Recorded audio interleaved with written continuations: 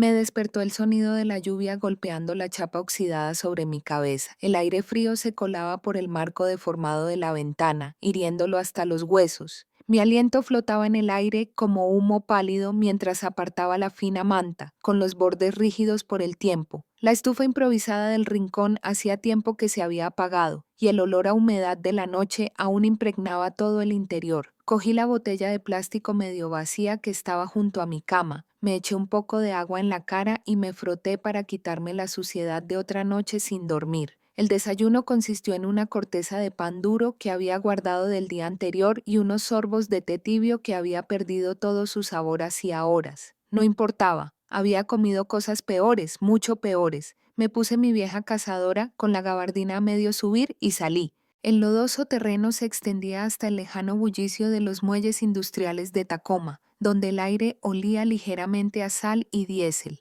Las nubes, bajas y pesadas, presionaban la ciudad. Mis botas se hundían en la tierra mojada a cada paso mientras me dirigía al vertedero del muelle. Tenía una sola oración en los labios. Por favor, solo deja que encuentre suficiente cartón o botellas hoy, lo suficiente para un trozo de pan, tal vez un café caliente con suerte. Para cuando llegué, los demás ya estaban revolviendo entre los montones. Alex Gizmo Morales estaba agachado cerca de un viejo refrigerador, trabajando con los dedos como si estuviera arreglando algo que nunca volvería a funcionar. Un par de hombres a los que solo conocía por sus nombres, Cangrejo y Agrio, abrían bolsas sin levantar la vista. Los saludé con suavidad. Buenos días, Alex. Caballeros. Apenas asintieron, intercambiando miradas como si acabara de hablarles en otro idioma. Ella no es como nosotros. Escuché a uno murmurar. Habla como si todavía viviera en un barrio rico. ¿Qué hace aquí? Fingí no oír. Había aprendido que el silencio era más seguro que intentar explicar. Me llamaban maestra de escuela porque usaba gafas y hablaba con frases completas. No fumaba, no bebía y nunca mendigaba en las esquinas. Eso solo me convertía en una forastera, incluso aquí, entre gente que lo había perdido todo. A decir verdad, ya no pertenecía a ningún sitio, así que mantuve la vista baja, doblé mi trabajo y dejé que la lluvia me corriera por la nuca.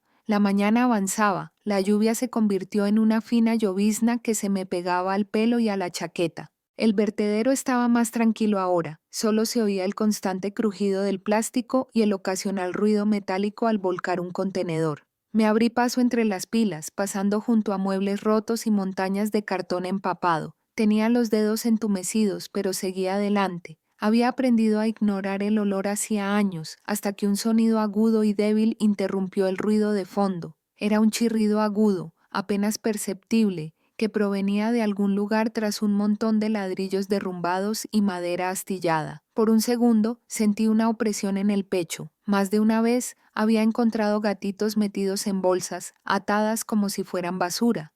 La gente podía ser cruel de maneras que nunca dejaban de sorprenderme. Había visto esas bolsas antes. A veces llegábamos a tiempo, a veces no. Dejé mi saco de botellas y me abrí paso entre los escombros. El sonido se escuchó de nuevo, más agudo esta vez. Retiré un trozo de yeso y me quedé sin aliento. Ni gatitos ni nada vivo. Tirado en la tierra había un smartphone. Era una oscuridad absoluta, salvo por el pequeño icono de una batería casi muerta que parpadeaba en la esquina. Miré rápidamente a mi alrededor. Gizmo seguía encorvado sobre su montón de chatarra, y Cangrejo y Ácido discutían sobre una chaqueta rota que nadie había visto. Sin pensarlo, me guardé el teléfono en el bolsillo, con un peso extraño en la cadera, y seguí fingiendo que revolvía la basura durante media hora más, lo justo para que nadie se preguntara por qué me había ido tan pronto. Cuando por fin me marché, la bolsa que llevaba al hombro contenía suficientes botellas para una taza de té y quizá un panecillo de la panadería de la calle 6, pero no iba directo a mi cabaña. En cambio, me dirigí hacia los viejos túneles de calefacción cerca del patio de carga donde Gizmo a veces acampaba. «Buenas tardes, Alex», grité mientras me agachaba. Levantó la vista, con su pelo oscuro despeinado. «¿Podrías ayudarme? Encontré esto, pero faltan los cargadores». Levanté el teléfono y entrecerró los ojos un segundo. No era tonto. Un teléfono como este no debía estar en mis manos a menos que lo robaran o lo encontraran. Pero él simplemente se encogió de hombros. «Sí, tengo algo que funcionará, pero me debes una». Vacié las monedas de mi bolsillo en su palma sin discutir. Un trato era un trato. Mientras el teléfono empezaba a cargar lentamente, volví a mi choza, pensando en lo que podría contener a cada paso que daba. Esa noche encendí la estufa y herví el pequeño montón de papas que encontré en una caja abandonada. El teléfono estaba sobre la caja que usaba como mesa, con la pantalla brillando tenuemente. Cuando la luz de carga finalmente se puso verde, dudé, con la mano suspendida sobre él, sin código, sin bloqueo. La pantalla de inicio estaba casi vacía, sin fotos, sin mensajes, solo unas pocas carpetas. Abrí uno al azar, y fue entonces cuando pareció que la habitación se llenó de aire. Allí estaba, Víctor Ellison. Mi esposo, el hombre que me habían dicho que estaba muerto, seguía vivo, sano, sonriendo con un esmoquín junto a una joven con un vestido de novia, y la fecha en la parte inferior de la pantalla era del mes pasado. Sentí que me flaqueaban las rodillas, que el mundo se me venía abajo. Mi marido no había sido asesinado, había estado viviendo, celebrando, empezando de cero, mientras yo me pudría en prisión por su muerte. Y en ese instante, el frío que sentía en mi interior se transformó en algo completamente distinto. Antes de las calles, antes del vertedero, antes del olor a cartón húmedo que se me pegaba a la ropa, yo era alguien. Yo era Martha Ellison, hija de Raymond Ellison, el hombre que transformó Ellison Couture de una sola tienda Taylor en una de las casas de moda más codiciadas de Seattle. Mi infancia fue pura luz y cristal, viajes de fin de semana a las islas de San Juan, clases de piano en una sala soleada, colegios privados donde cada pasillo olía ligeramente a madera pulida y perfume. Mi madre, Julia, era amable pero inflexible en cuanto a modales. Mi padre era aún más estricto, insistiendo en que trabajara el doble que los demás, porque Ellison significaba algo, o al menos lo significaba. Cuando me fui a la universidad, ni siquiera pensé en una residencia universitaria. Mis padres me compraron un pequeño y espacioso apartamento en el centro, con ventanales de suelo a techo y un balcón con vistas a la bahía de Elliot. Estudié idiomas, soñando con ser intérprete, alguien que pudiera moverme con soltura entre mundos. Mi padre lo aprobó, le gustaba la idea de una carrera sofisticada y rentable. Aún así, era reservado, no iba a fiestas, no bebía, no fumaba, no era tímido exactamente. Simplemente no estaba dispuesto a perder el tiempo en cosas que me hacían sentir vacío. Mis gafas y mi seriedad me convertían en la chica tranquila de todas las salas. Eso nunca me molestó hasta que apareció Víctor. Nos conocimos en un desfile de moda en la ciudad, uno de esos eventos donde el champán corría como el agua y cada asiento estaba ocupado por alguien del sector. Yo estaba allí representando a la empresa de mi padre, estudiando los últimos diseños y tomando notas. Presentaron a Víctor como un nuevo diseñador prometedor, alto, bien vestido, con esa sonrisa que te hacía sentir como si fueras la única persona en la sala. ¿Te gustaría cenar conmigo?, preguntó con naturalidad. Me sorprendí al decir que sí. Esa noche comimos ostras y pasta en un rincón tranquilo de un restaurante italiano con un trío de jazz de fondo. Víctor me escuchó de verdad, inclinándose hacia adelante mientras yo hablaba.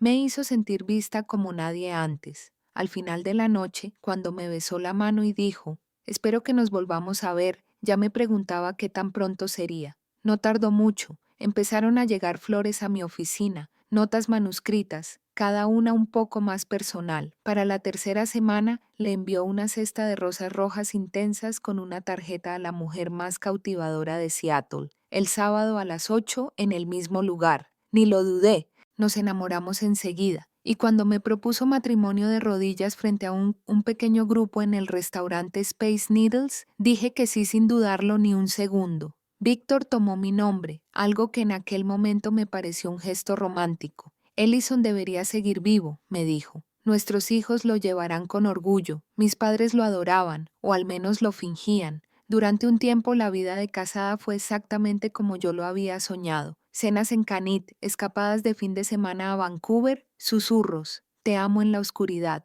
Creí en ello, creí en él, pero los cuentos de hadas nunca duran. Empezó pequeño, tan pequeño que casi me convencí de que lo estaba imaginando. 2 años después de casarnos, la casa se sentía más fría, no por el clima, sino por la creciente distancia que nos separaba. Habíamos estado intentando tener un hijo desde nuestra luna de miel, pero mes tras mes, nada. Al principio, Víctor lo ignoró con una sonrisa, diciéndome que no me estresara pensando qué pasaría cuando pasara. pero con los meses y los años la sonrisa se desvaneció. Su madre, Helen, empezó a hacer comentarios durante las cenas dominicales, bromas a medias que hieren como un cuchillo. Solo espero estar aquí para ver a un nieto, Víctor. Algunas mujeres tienen problemas, ¿sabes? Víctor nunca me defendió. A veces me hacía más daño encogiéndose de hombros y diciendo, quizás está demasiado concentrada en el trabajo. Era más fácil morderme la lengua que empezar otra pelea. Luego estaban las noches largas, el olor a perfume que no era mío en su camisa, las historias vagas sobre reuniones que se alargaban o viejos amigos con los que se reencontraba. Quería creerle, así que lo hice hasta que no pude. Una noche le pregunté directamente si había alguien más. Se rió. De hecho, se rió como si le hubiera contado un chiste malo. Te lo estás imaginando, Marta. La herida está demasiado tensa. Esa noche me quedé despierta mirando al techo, escuchando su respiración a mi lado. Nunca la oí. El punto de quiebre llegó unas semanas después. Estábamos sentados en la sala con Helen y las palabras simplemente me salieron de la boca. Si ya no me quieres, Víctor, entonces deberíamos divorciarnos. No voy a vivir así. Silencio. Sus ojos se entrecerraron. La boca de Helen se tensó en una fina línea. Marta, dijo con dulzura, Víctor te adora, solo está estresado. Hablar de divorcio es una locura. Me volví hacia ella, con la voz más cortante de lo que pretendía. Tu hijo lleva 2 años estresado, no trabaja, bebe más de la cuenta. Y estoy harta de fingir lo contrario. Víctor no habló, solo me observaba, y en sus ojos vi algo que entonces no pude identificar, pero que ahora reconozco, cálculo. 2 noches después llegó temprano a casa con flores, mi vino favorito y una sonrisa que parecía ensayada. He estado pensando, dijo, deberíamos empezar de nuevo, solo tú y yo. Se acabaron las peleas. Abrió una botella de champán, sirvió 2 copas y me ofreció una. Recuerdo el tallo fresco de la copa en mi mano, el suave chasquido de las burbujas en mi lengua, y luego nada, solo oscuridad. Cuando desperté, oí golpes en la puerta principal. Sentía la cabeza pesada, las extremidades como sacos de arena. Las voces afuera eran oficiales y agudas. Me tambaleé hasta la puerta, la abrí y encontré a 2 policías, un puñado de vecinos y a Helen de pie detrás de ellos, con el rostro contraído por la indignación. Sí, Ellison, dijo uno de los oficiales. Tenemos razones para creer que podría estar involucrada en la muerte de su esposo. ¿Podemos pasar? Solté una risa áspera y entrecortada, porque ¿cómo podía ser real algo tan absurdo? Pero me apartaron, dirigiéndose directamente al dormitorio. La voz de Helen se alzó tras ellos. Te dije que estaba inestable. Mira la sangre. Había sangre en las sábanas, en la alfombra, un cuchillo envuelto en una de nuestras sábanas, escondido en el cajón de mi cómoda. La habitación me daba vueltas. Intenté hablar para explicarme, pero las palabras se me atascaron en la garganta. El frío metal me mordió las muñecas. Lo último que vi mientras me llevaban fue la sonrisa satisfecha de Helen. La cárcel del condado era solo la sala de espera. El verdadero castigo comenzó en el momento en que las puertas del correccional de mujeres se cerraron de golpe tras mí. El aire dentro era denso, viciado, con un ligero olor a lejía que nunca disimulaba el olor de tantos cuerpos en tan poco espacio. Mi celda era una caja de hormigón con 4 literas, 3 mujeres ya despatarradas en ellas, mirándome fijamente como una jauría que busca una presa fresca. Nunca había vivido con desconocidos, nunca había compartido un baño, nunca había oído el tintineo de llaves a cada paso. En aquellos primeros días apenas hablaba, apenas comía. Me acostaba de lado, mirando a la pared, conteniendo la respiración. No tardaron en empezar las burlas. Oye, maestra, me llamó una mujer desde el otro lado de la celda. ¿Cuál es tu historia? ¿A quién mataste? Al no responder, el tono cambió, más brusco, más cruel, demasiado buena para hablar con nosotras. Creo que estás mejor. Una tarde, una mujer llamada Rena se bajó de la litera de arriba y vino directo hacia mí, su sombra absorbiendo la luz. A ver cuánto aguantas aquí, princesa. Antes de que pudiera tocarme, una voz rompió la tensión. Atrás, Rena. Venía de una mujer alta, de hombros anchos, de unos 40 años, con ojos que te cortaban la respiración. Ahora está bajo mi cuidado. Esa era Donna Harris. Donna llevaba más tiempo encerrada que la mayoría, lo suficiente como para conocer las reglas que no estaban en el manual. Me sentó en mi primera noche allí y me lo explicó con detalle. ¿Quieres sobrevivir? Elige una razón para seguir respirando. Podría ser venganza, podría ser demostrarles que se equivocan, pero la eliges y te aferras a ella como si fuera lo único que tuvieras. Y nunca, nunca, nunca empieces a delatar favores. Eso es una sentencia de muerte aquí. Ella me enseñó más que a mantener un perfil bajo. Donna tenía una especie de gracia ruda, una forma de navegar entre las amenazas y las alianzas. Me enseñó a mantenerme firme sin iniciar una pelea, a ser útil para que no me vieran como un peso muerto. Mis manos encontraron trabajo en las mesas de costura, haciendo dobladillos de uniformes, reparando bolsas de lavandería rotas. Era algo servil, pero algo que podía controlar. Con el tiempo, las paredes dejaron de parecerme que se cerraban sobre mí a cada hora del día. Todavía me despertaba por la noche, con el corazón acelerado, rememorando aquella última noche con Víctor. Pero en lugar de quebrarme, esos recuerdos empezaron a consolidarse en algo más. No solo pena, no solo vergüenza, sino determinación. Sobreviviría a este lugar, y un día, de alguna manera, les haría responder por lo que me hicieron. 6 años. Ese fue el tiempo que tardó en cumplirse la condena, aunque sentía que me habían arrancado toda una vida. Cuando finalmente me devolvieron lo poco que había tenido esa noche, me arrestaron. Un par de pendientes, mis gafas, una chaqueta que ya no me quedaba. Salí de la casa sin familia, sin amigos, sin ningún sitio a donde ir. Tomé el autobús de vuelta a Seattle, agarrando la correa desgastada de mi bolso, con el corazón deseando, tontamente, poder ver mi casa desde la calle. Pero cuando llegué a la antigua dirección no quedaba rastro de mi vida. Una pareja que nunca había visto me abrió la puerta. La mujer sostenía una taza de café. El hombre apenas me miró. Se equivocaron de casa, dijo secamente, y cuando intenté explicarle, me cerró la puerta en las narices. Les rogué que me dejaran llevarme lo que aún pudiera ser mío. Un abrigo, un álbum de fotos, cualquier cosa. Amenazaron con llamar a la policía si no me iba. La empresa estaba peor. Ellison Couture había sido vendida. Nuevos dueños, nuevo logotipo. El encargado, un ejecutivo astuto llamado Edward Harper, se negó a recibirme. El guardia de seguridad, alguien que una vez me había recibido con una sonrisa, me miró fijamente como si nunca hubiera existido. Señora, le pediré que se retire del edificio. Caminé durante horas ese día hasta que me dolieron los pies. La llovizna me empapaba el pelo. Al anochecer era solo una figura más bajo el paso elevado de Tacoma, envuelta en una manta que alguien había dejado en un banco. Me dije que solo sería temporal, una semana, tal vez 2, pero las semanas se convirtieron en meses y los meses en un año. Entonces llegó el teléfono, el video, Víctor vivo, riendo, casado con otra. La furia que me invadió no se parecía a nada que hubiera sentido desde la noche en que me arrestaron. Quemó el entumecimiento en el que había estado viviendo, reemplazado por algo agudo y peligroso. A la mañana siguiente me lavé el pelo en el lavabo del albergue. Me puse la ropa más limpia que tenía y caminé directo a la comisaría. El corazón me latía tan fuerte que lo sentía en los oídos. En recepción, un joven oficial apenas levantó la vista mientras le explicaba por qué estaba allí. Bueno, a ver si lo entiendo, dijo con una sonrisa burlona. Su difunto esposo está vivo y tiene pruebas en un teléfono que encontró, señora. ¿Espera que me crea eso? Le digo la verdad, dije, agarrándome al borde del mostrador. Me tendieron una trampa. Pasé 6 años en prisión por un asesinato que nunca ocurrió. Se recostó en su silla. Parece que solo quieres una recompensa por entregar un teléfono.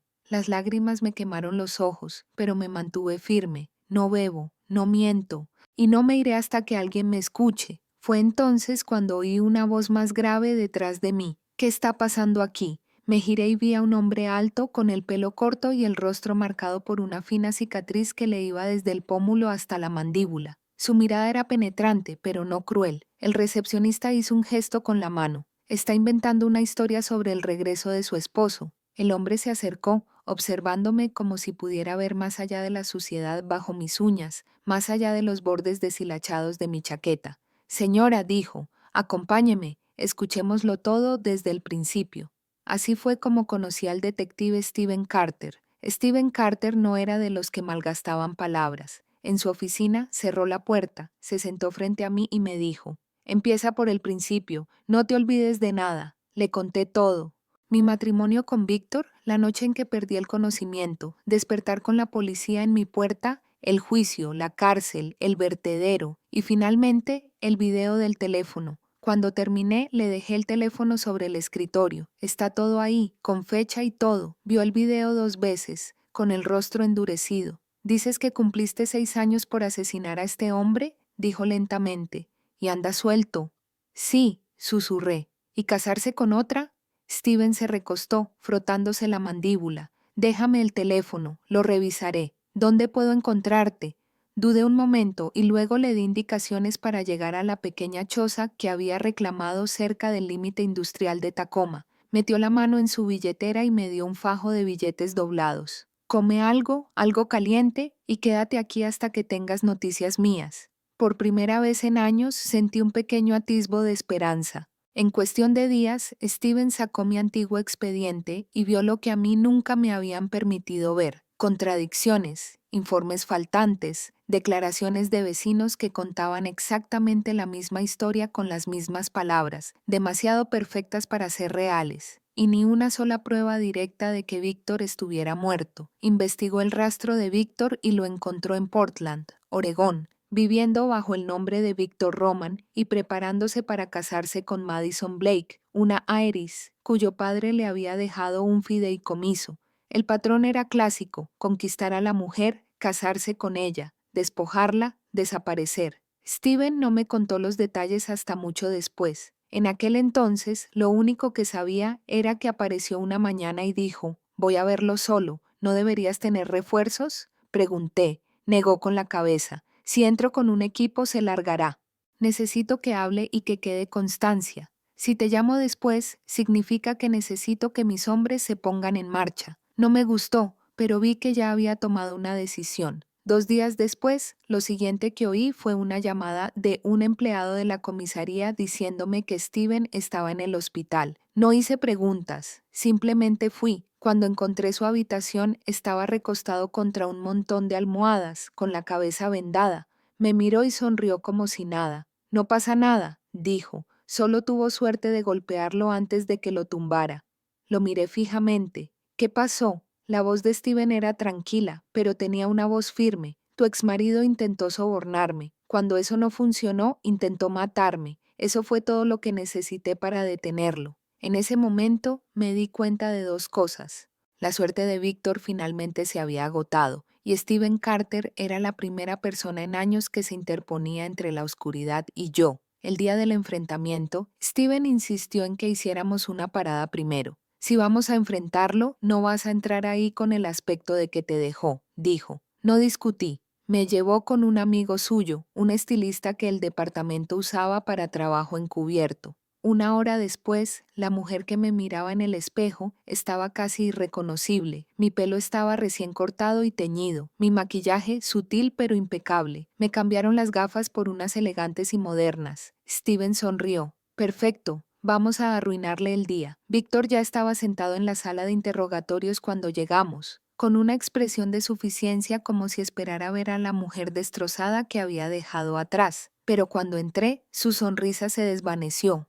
Me senté frente a él y sonreí, no con cariño, sino como si ya supiera el final. «Hola, Víctor», dije con voz serena. ¿O debería decir Víctor Román? ¿O fue algo más antes de eso? ¿He perdido la cuenta de todos sus nombres? Se recostó intentando recuperarse. «Veo que las cárceles te amargaron». Incliné la cabeza. «La cárcel me hizo paciente. Ahora dime, ¿cómo terminó exactamente la sangre de mi esposo por toda mi habitación la noche que desapareciste? ¿O debería suponer que también te compraron en el laboratorio?». Algo en sus ojos cambió. Quizás pensó que confesarlo haría parecer astuto, o quizás solo quería que supiera lo bien que me había jugado.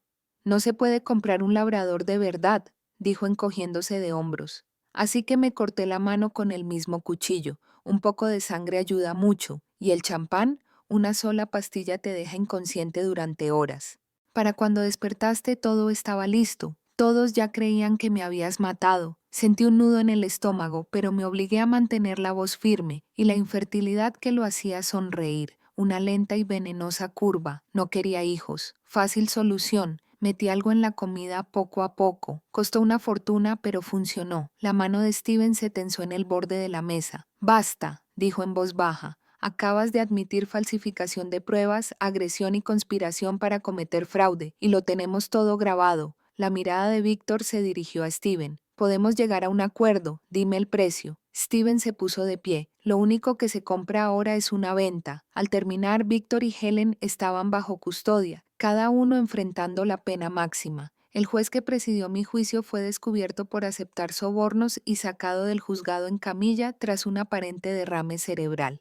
Mi historial fue limpio. Volver a Ellison Couture como su legítimo dueño fue surrealista. No retiré a nadie de la vieja guardia. Un nuevo comienzo, un nuevo logotipo, nuevos diseños.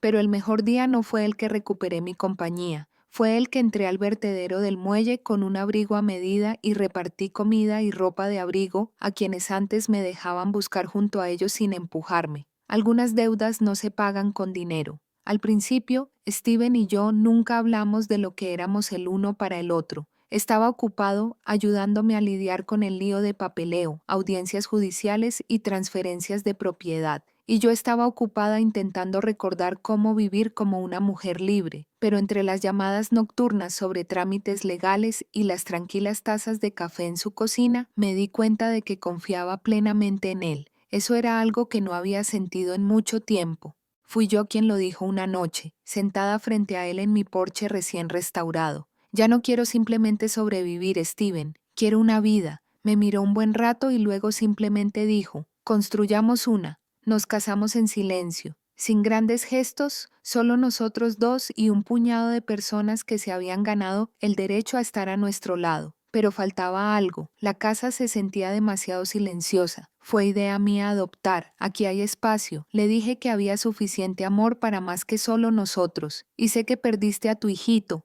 Tal vez podríamos darle un hogar a otro niño. Asintió sin dudarlo. Iremos mañana. Así conocimos a Lily. Tenía 3 años. Pequeña para su edad, sentada sola en un rincón de una ruidosa sala de juegos en el centro de acogida. No habló, ni siquiera cuando me arrodillé a su lado y le dije mi nombre. Pero me puso su pequeña mano en la mía, y eso fue suficiente. Me tomó meses de paciencia, cirugía para corregir la cojera que le quedó después de un accidente y más cuentos para dormir de los que puedo contar antes de que me dijera su primera palabra. Estaba lavando ventanas en una escalera cuando perdí el equilibrio y me torcí el tobillo. Llegó corriendo con los ojos abiertos y me dijo de golpe, «Mami, ¿estás bien?» La palabra mamá llenó la habitación de calidez y alegría. Olvidé por completo el dolor. Poco después, la vida nos regaló otro milagro. Estaba embarazada. Los médicos no podían explicarlo, y yo no se lo pedí. Solo sabía que la familia que pensé que nunca tendría, de repente, era real, respirando, riendo bajo mi techo. Últimamente pasamos las tardes en el parque viendo a Lily correr hacia los columpios mientras Steven me toma de la mano. A veces lo sorprendo mirándome con la misma mirada fija que el primer día que nos conocimos, y me doy cuenta de que me salvó en más de un sentido. La justicia me devolvió mi nombre, mi empresa, mi hogar, pero Steven y Lily me dieron algo aún mejor, la prueba de que la vida que había perdido no se había ido para siempre. Solo esperaba que luchara por recuperarla, y lo hice,